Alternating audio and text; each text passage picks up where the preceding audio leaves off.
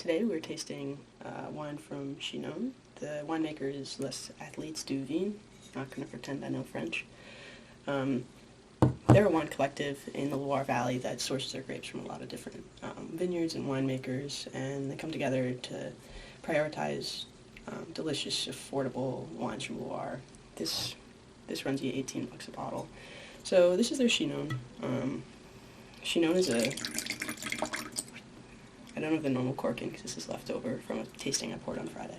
So Chinon is a unique region, not only within Loire, but also just in the world. Because, number one, within Loire is known for white wines, Sauvignon Blanc, right? This, as you can see, is a red wine. It's 100% Cabernet Franc. It's one of the few regions in the world, really the only one I can think of off the top of my head just now, that prioritizes Cabernet Franc. This is the 2020 vintage of this particular wine. The winemaking process goes a little something like this. It's hand harvested, and then it spends 3 weeks macerating in concrete, and then it spends 6 months in oak, which I'm assuming is French, because French people love French oak.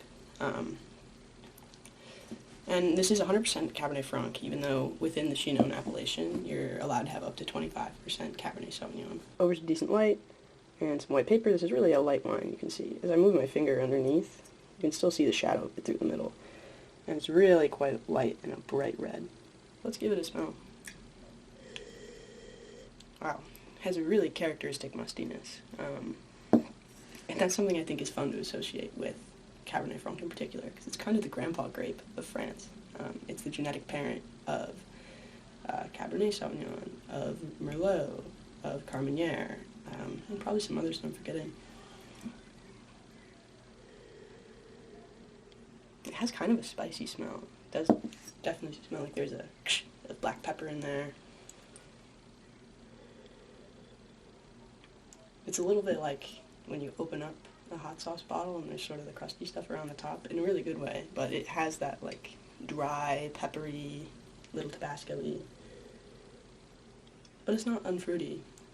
There's a little bit of strawberry, kind of a dried strawberry thing, not fresh, not underripe, but not like a ripe sweet one either. It's got like a depth to it.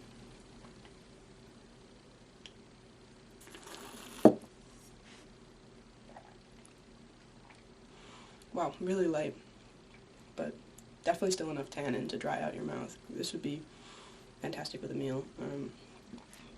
I mean, as most red wines go that are kind of traditional, maybe not the best drinking by itself.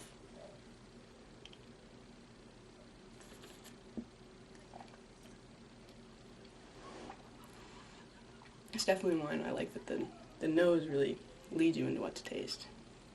It has a little bit of leatheriness, it's earthy, it's mushroomy. I'm not really getting the fruit that I smelled in the glass, but I quite like it. It's light-bodied, but tannic enough to hold its own. It's just a unique taste. It makes you kind of understand why Cabernet Franc is almost always fun in blends. Especially considering this is an $18 bottle. That is a true AOC. That's a fantastic deal to me, and just a unique wine to add to your repertoire. It's going to help you understand blends a lot better with Cabernet Franc, especially Bordeaux blends.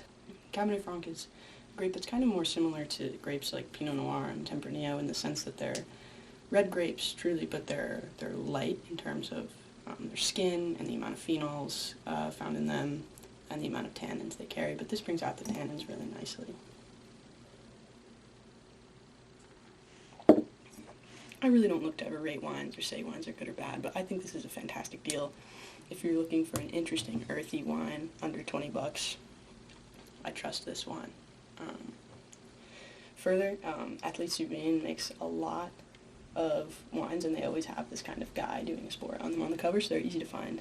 And some of them are just Vin de France because they're kind of sourced from all over bits of the Loire and places that are, 5 miles outside of the drawn government borders, and they have some that are, of the serious traditional appellation. So they've got a wide range of things. I think they're great business.